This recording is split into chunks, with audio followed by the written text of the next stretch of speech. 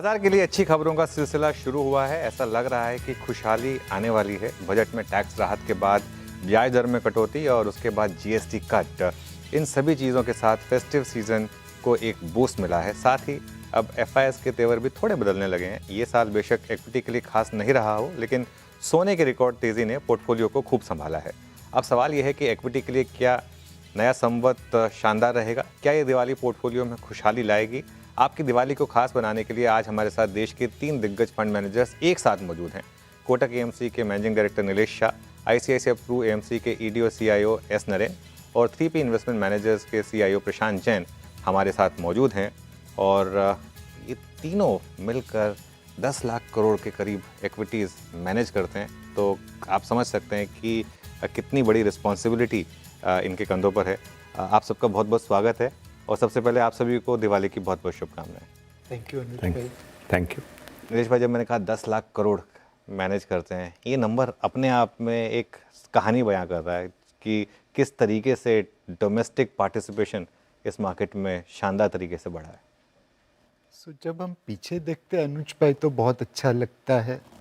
हम सब ने जब करियर चालू की थी तो कुछ करोड़ रुपए मैनेज करते थे।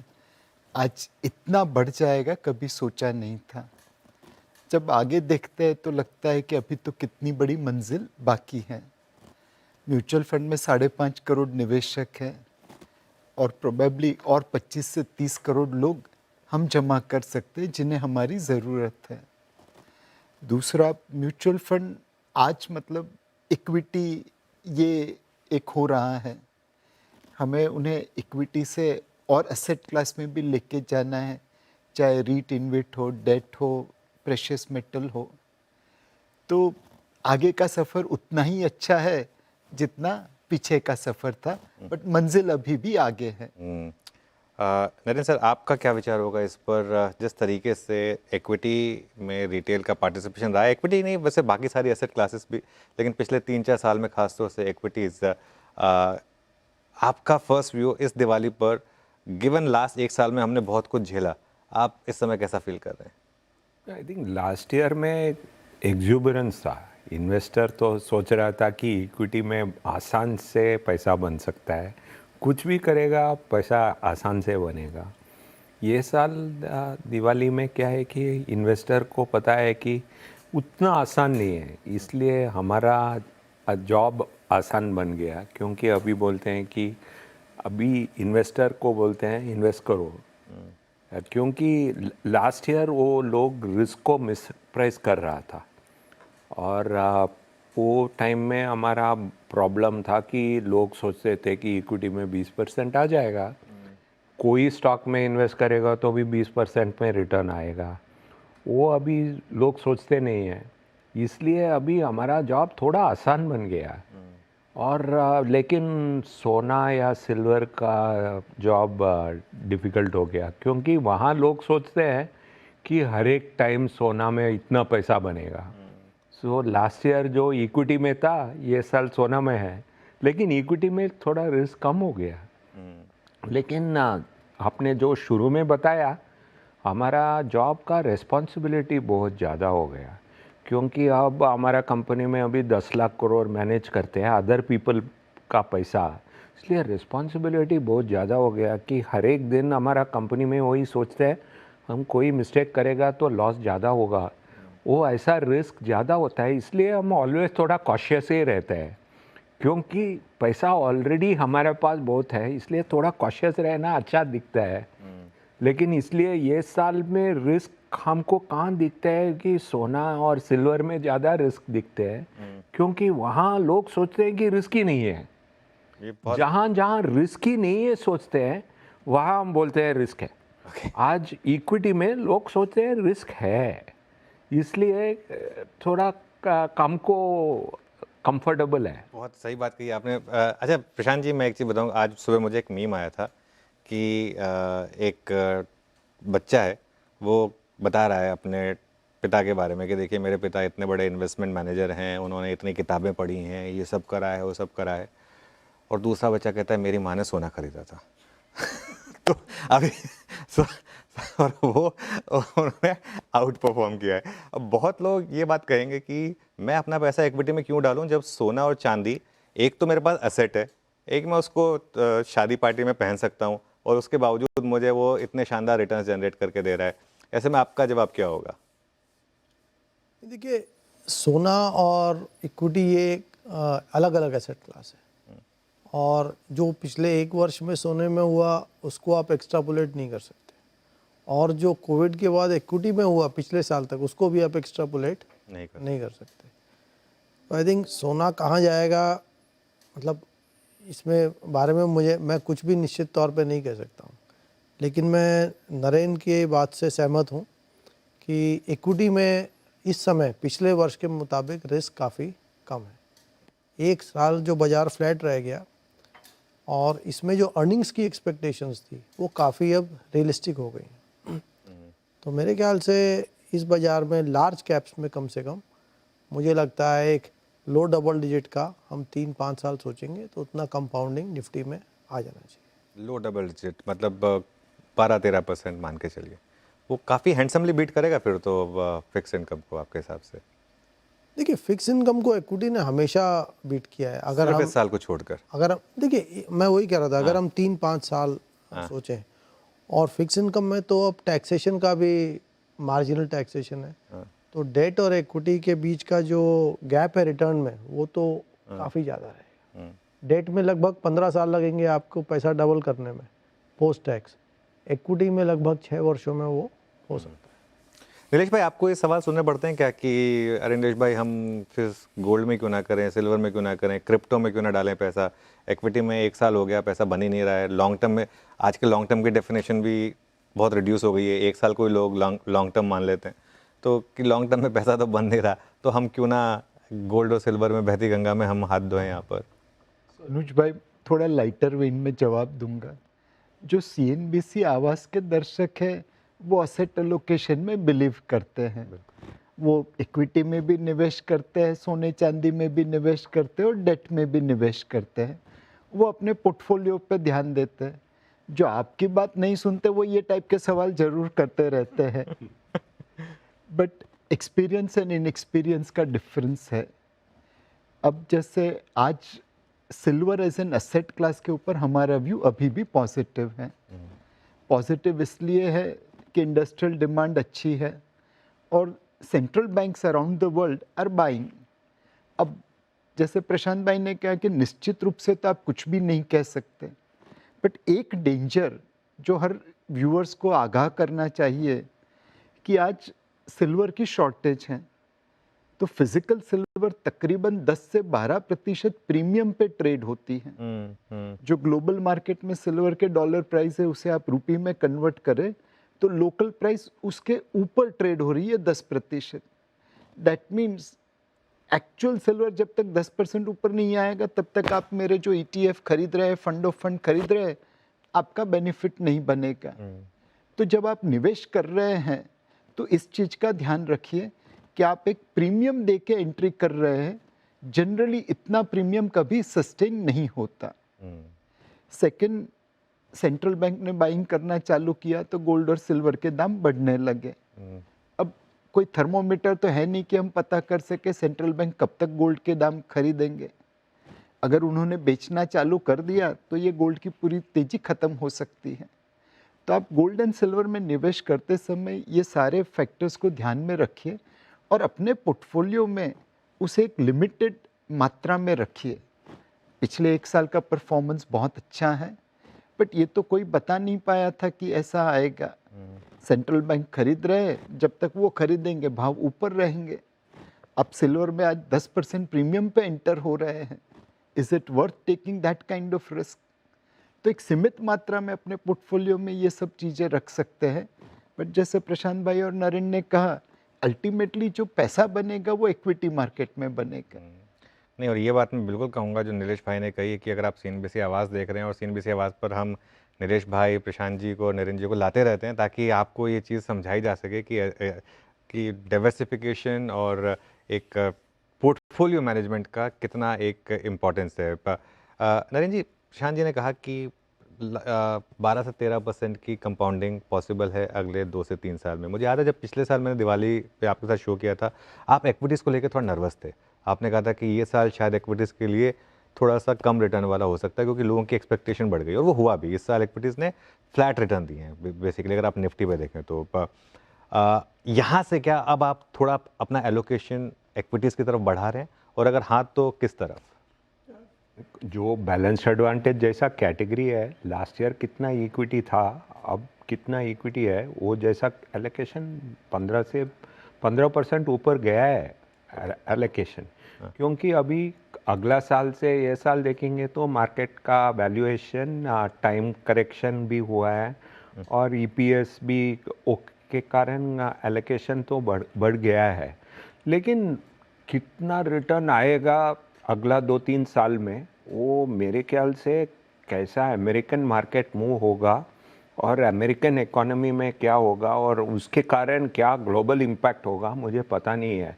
क्योंकि इंडिया में आज मार्केट और उतना एग्जूबरेंस नहीं है, लेकिन अमेरिकन मार्केट देखेंगे तो आज वहाँ एक आर्टिफिशियल इंटेलिजेंस स्टॉक सब इतना भागा है, वो गोल्ड सिल्वर के ऊपर तरीके से वहाँ भी भागा है। हर एक कंपनी वहाँ 4 ट्रिलियन, 4 ट्रिलियन मार्केट कैप है, 5 ट्रिलियन के पास पहुँच कर रहा है, और दूसरा 4 ट्रिलियन मार्केट कैप है डॉलर में। सो वहाँ क्या होगा मुझे पता नहीं है अगला 2-3 साल में। वो क्या होगा वहाँ, मेरे ख्याल से मेरा वही फ्रेमवर्क में जो लास्ट ईयर मैं कॉशियस था, वही फ्रेमवर्क में मैं आज ये साल अमेरिकन एआई स्टॉक्स में कॉशियस होगा। वो काम करेगा या नहीं पता नहीं है, मैं एक्सपर्ट नहीं हूँ, लेकिन वहाँ भी बहुत ज़्यादा हो गया है। वो जब वो वहाँ ये स्टॉक मार्केट गिरता है, वो समय में इंडियन मार्केट क्या होगा मुझे पता नहीं है। वो मेरा व्यू है कि वहाँ गिरेगा, इंडिया आउट परफॉर्म करेगा, बट पॉजिटिव रिटर्न देगा, नेगेटिव रिटर्न देगा, वो समझ में नहीं आता है। ये बिल्कुल दिक्कत है कि जब अमेरिकन मार्केट चलती है तो हम चलते नहीं है, लेकिन अगर वो बहुत ज़्यादा गिरेंगे तो हम भी गिरते हैं। अच्छा, जो प्रशांत जी बहुत अच्छी बात कही नरेंद्र जी ने, और पिछले क्वार्टर की जो मुझे सबसे शार्प हेडलाइन लगी वो थी Infosys buys back the past, Oracle buys the future. एक ही दिन में ओरेकल ने हमारी पूरी इंडियन आईटी जितना मार्केट कैप ऐड किया। कहाँ हम पीछे रह गए इंडियन आईटी के कॉन्टेक्स्ट में अगर बात की जाए तो? आपके हिसाब से क्या अमेरिका ने इतना अच्छा कर लिया कि वहाँ ट्रिलियंस ऑफ डॉलर्स की मार्केट कैप की कंपनियां बनती जा रही हैं? नहीं, देखिए, ये तो हम लोग को बहुत सालों से मालूम है कि इंडिया में इनोवेशन और ग्लोबल ब्रांड्स हम लोग नहीं बना पाए। आप दुनिया की जो 8-10 बड़ी इकोनॉमीज़ हैं उनमें देखिए, उन सभी के पास कोई ना कोई ग्लोबल ब्रांड्स है, और कहीं ना कहीं इन्होंने इनोवेट भी किया है। लेकिन इसके कारण बहुत सारे हैं, लेकिन ये फैक्ट है कि इंडियन कंपनीज़ ने अभी तक इनोवेशन पे और ग्लोबल ब्रांड्स बनाने में उतना खर्चा नहीं किया है। तो हम लोग एक सॉफ्टवेयर सर्विस इंडस्ट्री के जैसे इस इंडस्ट्री शुरू हुई थी 30 वर्ष पहले, और ये वहीं पे रह गई। तो इसमें अब सही समय पे हम सही सोच नहीं कर पाए। बिल्कुल। इसी से रिलेटेड नीलेश भाई आपसे सवाल है, अब एफआईआईज ने भारतीय मार्केट से पैसा निकाला है क्योंकि ऑब्वियसली अगर मदर मार्केट में उनको इतनी अपॉर्चुनिटीज़ मिल रही हैं तो वो वहाँ पैसा लगा रहे हैं। प्लस साइड बाय साइड आपने देखा है कि चाइना में काफ़ी पैसा गया है। अब क्या ये एक सॉर्ट ऑफ डाइकॉटमी रहेगी कि क्योंकि इतना रिटेल का पैसा आ रहा है मार्केट में, वो ज़्यादातर मिड कैप और स्मॉल कैप में जाता है, और जब एफआई की बड़ी सेलिंग होती है तो ज़्यादातर वो एचडीएफसी बैंक या आईसीआईसीआई बैंक बेचते हैं। तो क्या ये पॉसिबिलिटी रहेगी कि लार्ज कैप में भले ही वैल्यूएशन कंफर्ट हो लेकिन आउट परफॉर्मेंस उसके बाद भी मिड कैप और स्मॉल कैप में रहे, इसकी पॉसिबिलिटी रहेगी क्या? अनुज भाई, इस वक्त एक टग ऑफ वॉर चल रहा है। एक साइड पे एफआईआई है और प्रमोटर्स है, वो कह रहे हैं कि अमेरिकन टैरिफ की वजह से आपकी इकोनॉमी पे एडवर्स इम्पैक्ट है। पिछले 5 क्वार्टर से, और ये क्वार्टर गिन ले तो 6 क्वार्टर से आपकी अर्निंग्स ग्रोथ लो सिंगल डिजिट है। वैल्यूएशन प्रीमियम पे है दूसरे देशों से, और इसीलिए हमें माल बेचना है। प्रमोटर भी बेचे जा रहा है, एफपीआई भी बेचे जा रहे हैं। वो डीआईआई के मन में शंका पैदा करना चाहते हैं, डर पैदा करना चाहते हैं कि आप लोग एक महंगी मार्केट में हैं। जो डीआईआई है वो दूसरी साइड पे खरीद रहे हैं, रिटेल निवेशक, म्यूचुअल फंड, इंश्योरेंस कंपनी, वो कह रहे हैं कि इंडिया 1 साल पे शायद एक्सपेंसिव होगा, बट 5 साल का व्यू ले ले तो सबसे सस्ती मार्केट है। टैरिफ आज नहीं तो कल डील हो जाएगी, और टैरिफ लगने की वजह से जो हम कदम उठा रहे हैं डोमेस्टिक इकोनॉमी को चलाने का, तो उसका फ़ायदा भी मिलेगा, और इसीलिए ये योग्य समय है निवेश करने के लिए। हाँ, आपको लंबी अवधि के लिए निवेश करना पड़ेगा। अगर हमने एफपीआई के और प्रमोटर के मन में फोमो पैदा कर दिया, फियर ऑफ मिसिंग आउट, तो हो सकता है कि मार्केट में अपसाइड बन जाए। पर जो प्रशांत भाई ने बात कही उसमें हम सारा दायित्व सरकार या कॉर्पोरेट पे छोड़ दे, वो उतना उचित नहीं होगा। अब डीप सीक करके चाइनीज़ एलएलएम निकला था $5 मिलियन का। सबको पता था वो गलत नंबर था, बिकॉज जो जीपीयू चाइनीज़ सरकार ने उठा के सिंगापुर मलेशिया से डीप सीक को दिया, वो किसी ने देखा नहीं। अब भारत की एक स्टार्टअप ने तकरीबन $1 मिलियन के निवेश पे वॉइस एआई क्रिएट की है, जो दुनिया की सबसे अच्छी वॉइस एआई है, closest to the human voice. उसका नाम है ल्यूना। जब मुझे पता चला, मैंने उनका प्रोडक्ट देखा, वीडियो देखा, 200 व्यूज़ थे यूट्यूब पे। फिर मैंने उसके बारे में ट्वीट किया, लोगों को कहना चालू किया। आज व्यूज़ है तकरीबन 25,000, सिर्फ 25,000। हमारी छोटी सी क्लिप में हम कुछ आड़ा टेढ़ा बोल दे, वो वायरल हो जाती है, 2-2, 3-3 लाख व्यू मिलते हैं।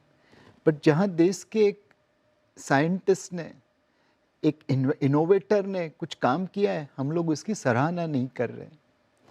अभी मेरे मित्र है डॉक्टर आनंद रंगनाथन, वो एक किताब लिख रहे हैं भारत के साइंटिस्ट के ऊपर। हमें अपने साइंटिस्ट की कदर करना सिखाया ही नहीं गया है। डॉक्टर गुरतेज सांधू के पास थॉमस अल्वा एडिशन से ज़्यादा पेटेंट्स हैं। वो यूएस बेस्ड है, माइक्रोन में काम करते हैं। कितने लोगों को उनके बारे में मालूम है? डॉक्टर सुभाष मुखोपाध्याय ने 80 के दशक में भारत की पहली टेस्ट ट्यूब बेबी पैदा की थी। दुनिया की पहली टेस्ट ट्यूब बेबी हुई, उसके 67 डेज आफ्टरवर्ड्स उन्होंने ये कार्य किया था। उन्हें सराहना करनी तो दूर रही, उन्हें इतना हमने हैरान किया कि उन्होंने खुदकुशी कर ली।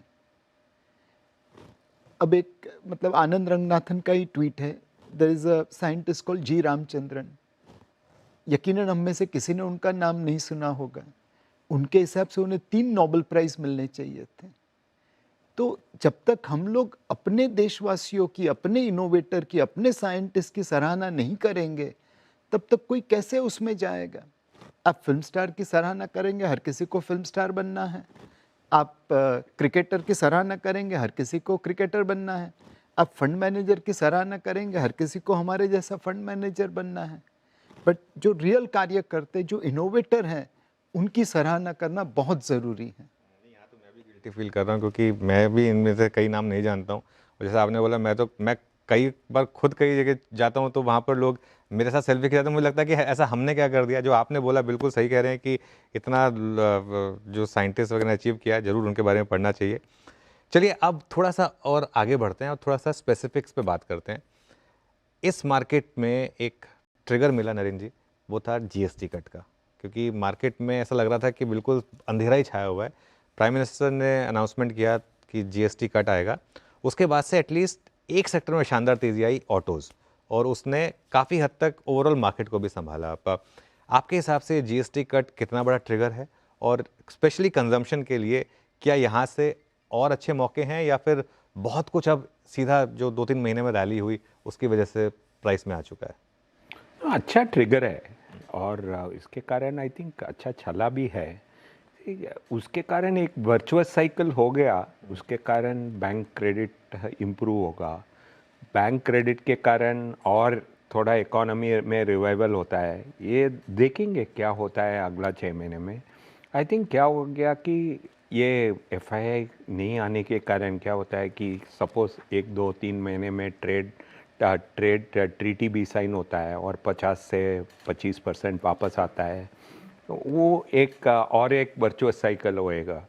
बट ये साल में गवर्नमेंट देखेगा तो पहला मॉनेटरी पॉलिसी ईज हुआ, उसके बाद इनकम टैक्स कट हुआ, उसके बाद जीएसटी कट हुआ। ये तीनों के बाद भी मार्केट ऊपर नहीं नहीं गया। आया। वैल्यूएशन सस्ता नहीं था अगला दिवाली में, वो प्रॉब्लम था। अभी भी उतना सस्ता नहीं है, वही प्रॉब्लम है। बट लेकिन 3 अच्छा डेवलपमेंट्स के बाद भी मार्केट ऊपर नहीं गया है, और बाकी सभी कंट्री का मार्केट ऊपर गया है। इसलिए अभी प्रॉब्लम क्या है कि वो मार्केट सब नीचे जा सकता है या नहीं, पर्टिकुलरली अमेरिकन मार्केट मुझे वरी है। वही सिचुएशन है, लेकिन अच्छा वर्चुअस साइकिल क्रिएट हो सकता है। बिल्कुल। वो एक वर्चुअस साइकिल पता चलेगा जनवरी फरवरी मार्च में, ये वर्चुअस साइकिल इंप्रूव होता है या नहीं, क्योंकि अगस्त सितंबर में वो थोड़ा earning एक्टिविटी season, कम हाँ, हुआ था। बिल्कुल, हाँ। इसलिए आज पता नहीं चलता है कि ये साइकिल अगला 3 महीने में कंटिन्यू होगा या नहीं, आज पता नहीं होता। वो अक्टूबर से दिसंबर के क्वार्टर में। प्रशांत जी, सेम सवाल आपसे। और कंपनियों की ये स्टेटमेंट भी रही है कि थोड़ा सा इस क्वार्टर में बिकॉज जीएसटी कट की अनाउंसमेंट आ गई थी, लेकिन उसका इम्पैक्ट आना बाकी था, तो बहुत लोगों ने अपनी परचेजेस पोस्टपोन किए हैं। लेकिन अक्टूबर में हमें दिख रहा है कि अच्छे डेटा पॉइंट्स आ रहे हैं। क्या अक्टूबर टू दिसंबर मार्केट के लिए, अर्निंग्स के लिए टर्निंग पॉइंट हो सकता है? और अगर हाँ, तो क्या कंजम्पशन ही उसको लीड करेगा? कंजम्पशन और finance, NBFCs for example, banks, क्या इन सेक्टर्स पे दांव लगाया जाए फिर? देखिए अनुज जी, एक तो मैं पिछले प्रश्न पे जाऊंगा 1 मिनट के लिए, जो आपने नीलेश जी से पूछा था कि लार्ज कैप और मिड कैप का। देखिए जो पूरा सप्लाई है बाजार में, हाँ, ये निफ्टी स्टॉक्स में कोई सप्लाई नहीं है।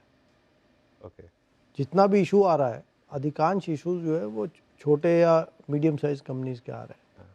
तो मुझे लगता है कि, और जो फंड्स में पैसा आता है उसमें से कुछ ना कुछ उसका भाग तो निफ्टी स्टॉक्स में जाएगा ही है। ओके।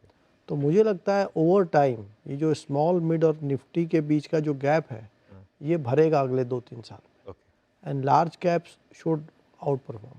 ओके। अब अगर मैं निफ्टी को देखता हूँ तो मुझे लगता है इसमें जो एफएमसीजी कंपनीज़ हैं, जो कंज्यूमर स्टेपल कंपनीज़ हैं, जैसा मैं कई वर्षों से कहता आ रहा हूँ कि इन कंपनीज़ में एक सामान्य ग्रोथ है, लेकिन इनके मल्टीपल्स डीरेटिंग के बावजूद भी आज भी बहुत ज़्यादा है उस ग्रोथ के तुलना में।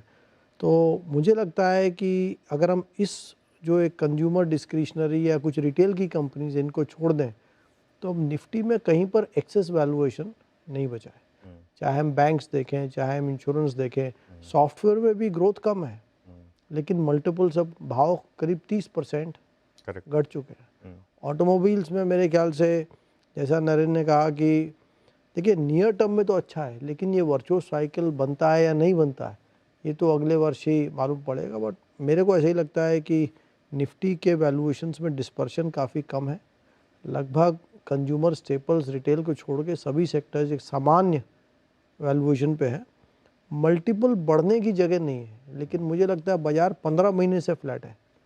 और जब बाज़ार मान लीजिए 3 महीने बाद आप कैलेंडर 27 पे ट्रेड करने लग जाएंगे, और अगर बाज़ार 15 महीने में नहीं घटा, 2 या 3 बार एफआई सेलिंग के बावजूद भी, तो मुझे लगता है निफ्टी का जो अगला मूव है वो ऊपर की तरफ होना चाहिए, ना कि नीचे की तरफ। और आपके हिसाब से लीडर्स क्या रहेंगे उस मूव के?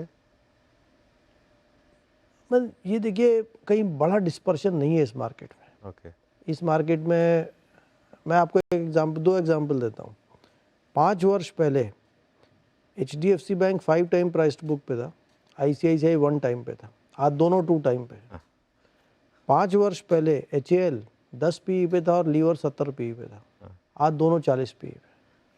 तो इसमें डिस्पर्शन काफ़ी कम हो चुका है, लेकिन मुझे फिर भी लगता है शायद बैंक्स और ऑटो शायद इसको लीड करें, बट इसको मैं कॉन्फिडेंस के साथ नहीं कह सकता। बिल्कुल। नीलेश भाई, वो किसी ने कहा कि 3 साल पहले किसी ने फ़ोन करके बोला कि मेरे लिए HAL खरीद लो, और उसका बोला 3 साल बाद, अरे बहुत अच्छे रिटर्न आएंगे। बोले नहीं, कोई रिटर्न नहीं आया। बोले क्या खरीद लिया तुमने? बोले तुमने बोला था HUL खरीद लो। बोले अरे HUL नहीं, HAL बोला था, क्या खरीद लिया तुमने? तो जैसे 3 साल में पूरा डिफेंस और रेलवेज, यहीं सब, और यहीं सरकार का फोकस भी रहा है। नीलेश भाई, अगले 3 साल के लिए फिर आपके हिसाब से इस समय बेस्ट थीम्स क्या हैं? सो अनुज भाई, एक चीज़ जो मैं कहने चाहूँगा कि ये जीएसटी कट या जो भी है, उसकी इफ़ेक्ट और लाली मार्केट में और इकोनॉमी में तब दिखेगी जब हम लोग सब स्वदेशी अपनाएं। अगर ये पैसा हमने विदेश में खर्चा किया या विदेशी प्रोडक्ट पे खर्चा किया, तो जो नरेंद्र ने कहा वो वर्चुअस साइकिल कभी चालू ही नहीं होगी। और इसीलिए ऑनरेबल प्राइम मिनिस्टर लोगों को रिक्वेस्ट कर रहे हैं कि आप स्वदेशी अपनाएं। मेरे हिसाब से आने वाले 3 सालों में कंज्यूमर्स, बोरोवर्स, टैक्स पेयर्स और गवर्नमेंट एम्प्लॉयज़ और स्पेक्यूलेटर्स, इनकी जेब में सरकार के द्वारा ज़्यादा पैसा रखा जा रहा है। इनकम टैक्स जो पेयर है उनको 1 लाख करोड़ की रिबेट है। जो जीएसटी पे कर रहे हैं बॉटम ऑफ पिरामिड, उनको सालाना 2 लाख करोड़ की रिबेट है। हमारी जेब से 1 लाख करोड़ जाएगा, बट उससे हमारे कंजम्पशन पे कोई इम्पैक्ट नहीं आएगा। तो मैं ग्रॉस देख रहा हूँ 2 लाख करोड़। ब्याज की दरें कम हुई तो बोरोवर की जेब में राउंडेड ऑफ 1 लाख करोड़ के आसपास पहुँच गया। गेमिंग बंद हो गई तो स्पेक्यूलेटर्स की जेब में 1 आध लाख करोड़ बचेगा। अब वो उसे जलाने का कोई नया रास्ता ढूंढ निकालेगा, बट उम्मीद करते हैं कि सुबह का भूला शाम को घर लौट आया होगा। और 8th पे कमीशन गवर्नमेंट एम्प्लॉयज़ की जेब में 2-2.5 लाख करोड़ रुपए डालेगा। कुल मिला के 2027 के साल में 7 लाख करोड़ रुपया consumers, borrowers, speculators, government employees की जेब में जाएगा। अब ये पैसा जहाँ पे खर्चा होगा, जाहिर है वो सारे सेक्टर चलेंगे। लोग रेलवे की जगह पे एयरलाइन में ट्रैवल करेंगे तो एयरलाइन सेक्टर चलेगा। लोग रिलेटिव के घर पे छुट्टी मनाने की जगह पे हॉलीडे के लिए डेस्टिनेशन पे जाएंगे तो होटल, टूरिज्म, ट्रैवल चलेगा।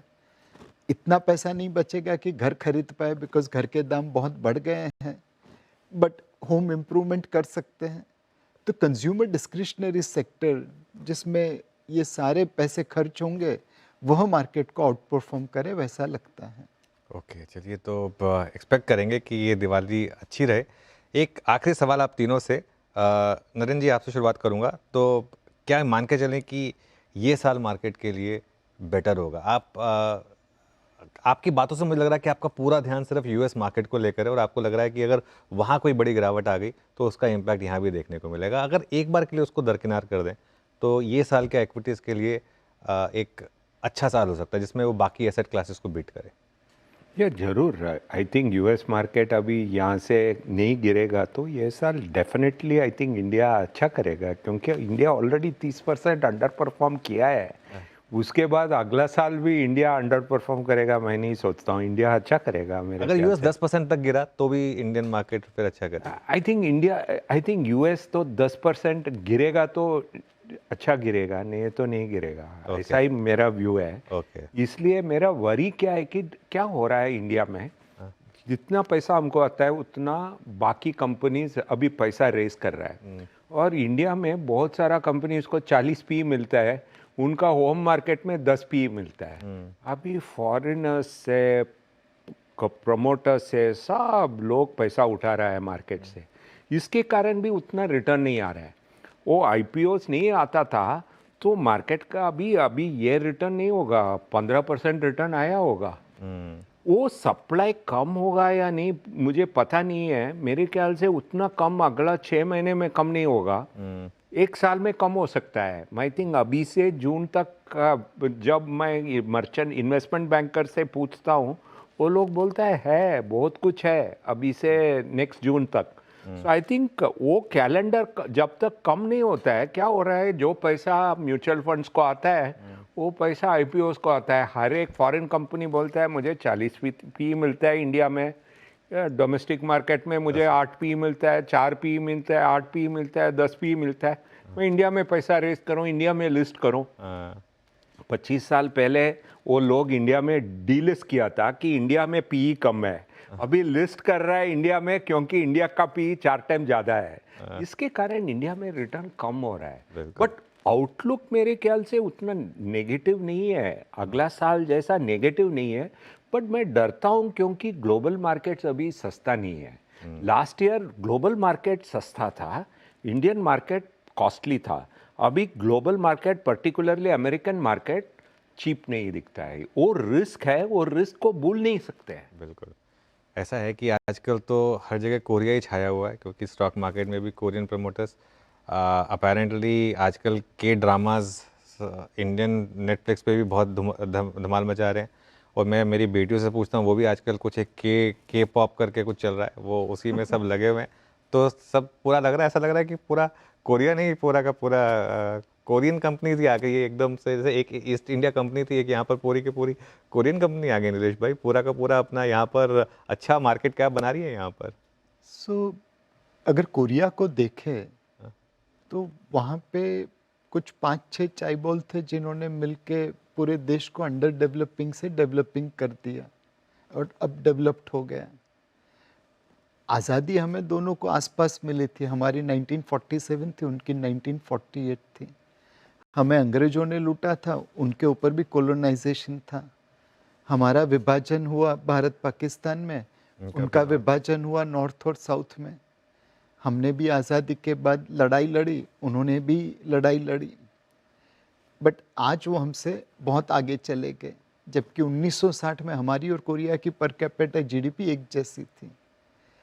तो obviously Korea is a great nation and what they have done is fantastic. But एक चीज़ जो कोरियन मार्केट के बारे में है कि उनके प्रमोटर के ऊपर एस्टेट ड्यूटी लगती थी, तो उन्होंने कई पैतरे लगा के अपने शेयर के दाम कम हो उसकी बहुत कोशिश की थी। और इसीलिए for many years Korean stocks have traded और valued at a much lower level than probably what they deserved. अब वहाँ पे एक प्राइम मिनिस्टर आई है जिन्होंने कहा है कि मुझे गवर्नेंस इम्प्रूव करना है, मुझे कोरिया की इमेज ठीक करनी है, कोरिया का मार्केट कैप बढ़ाना है। जब रेगुलेटर और सरकार ने गवर्नेंस के ऊपर फोकस किया तो आज कोरिया की री रेटिंग हो गई। पिछले 1 साल में वो one of the best performing market है। बिजनेस तो अच्छा ही था, आपको वैल्यूएशन मिलने लगा। भारत में भी बस हमारा वही फोकस रहना चाहिए कि हमारा बिजनेस तो अच्छा ही है। FY 27 में 1200 रुपये के आसपास निफ्टी EPS आ जाएगी, निफ्टी 50 की, वो 2000 पे पहुंच जाएंगे। जो आज बेच रहा है वो लगता है कि 7 साल 8 साल में पहुंचेगी, जो खरीद रहा है उसे लगता है 4-5 साल में पहुंचेगी। बट कोई ये डिस्प्यूट नहीं करता कि 1200 की निफ्टी 50 EPS 2000 पे नहीं पहुंचेगी। बट आज जो हमें 20 का PE रेशो मिलना है वो गवर्नेंस के लिए मिल रहा है, ग्रोथ के लिए मिल रहा है, वो सस्टेन करना पड़ेगा। 1200 पे 20 का PE है तो 24,000 की निफ्टी है, 2000 पे 12 का PE हो गया तो 24,000 की निफ्टी रहेगी। सो हमें मिलके कार्य करना है, गवर्नेंस इंप्रूव करनी है, ग्रोथ सस्टेन करना है ताकि हमारा प्रीमियम वैल्यूएशन मेंटेन रहे। और 2000 के EPS पे अगर 22-23 का PE मिल जाए तो सोने पे सुहागा। प्रशांत जी, एक आखिरी सवाल आपसे। इस साल भारतीय मार्केट ने versus MSCI emerging market index 20 साल का सबसे बड़ा अंडर परफॉर्मेंस डिलीवर किया है। अगले साल और अगले 2-3 सालों में आपको लगता है वो करेक्ट होगा? नहीं, मुझे लगता है आज जो भारत का MSCI EM पे जो प्रीमियम चलता था वो सामान्य स्तर पे आ गया है। तो यहाँ से मुझे लगता है इंडिया में low double digit return over time आएगा। जैसा नरेंद्र ने कई बार हाईलाइट किया कि अगर US में बड़ी गिरावट आती है तो कुछ समय के लिए हमारे मार्केट में भी कमी आ सकती है। लेकिन हमको एक बात का गौर रखना पड़ेगा कि जो फॉरेनर्स की इंडिया पे इन्फ्लुएंस थी वो बहुत कम हो चुकी है। बिल्कुल। और अभी कभी गिरावट आई भी तो मेरे को लगता है वो शॉर्ट एंड शैलो आएगी, और वो आई, वो हो सकता है जो नरेंद्र ने कहा, तो उस समय हमको घबराना नहीं चाहिए। It should be taken as a good opportunity to top up on Indian equities. बिल्कुल। और अब हम उस स्टेज, हाँ, कहना चाहूँगा कि एक फितरत है हमारी बेगानी शादी में अब्दुल्ला दीवानी वाली। जब जॉन F कैनेडी गुजर गए थे तो अमेरिका ने छुट्टी डिक्लेयर नहीं की थी, भारत ने डिक्लेयर की थी। तो अमेरिकन मार्केट गिरे, उससे हमारी इकोनॉमी के ऊपर कोई इम्पैक्ट नहीं आएगी। बट ये मेंटालिटी जो है बेगानी शादी में अब्दुल्ला दीवानी, वो निकालनी पड़ेगी। बिल्कुल वो निकालनी पड़ेगी। चलिए, होपफुली जैसा आप सब कह रहे हैं कि ये दिवाली आप सबके लिए अच्छी रहे और मार्केट के लिए अच्छी रहे, यही उम्मीद रहेगी। पिछला साल ऐसा नहीं कि ख़राब था, बस ये है कि रिटर्न्स बहुत ज़्यादा जनरेट नहीं किए। हाँ, इंडिविजुअल स्टॉक्स में फिर भी आपको अच्छे रिटर्न्स मिले थे, लेकिन इस साल पैनल एक्सपेक्ट कर रहा है कि ये दिवाली, ये संवत मार्केट के लिए शायद बहुत शानदार रहे। आप तीनों का बहुत बहुत शुक्रिया आज हमारे साथ जुड़ने के लिए, और एक बार फिर से आप सभी को दिवाली की बहुत बहुत शुभकामनाएं। धन्यवाद।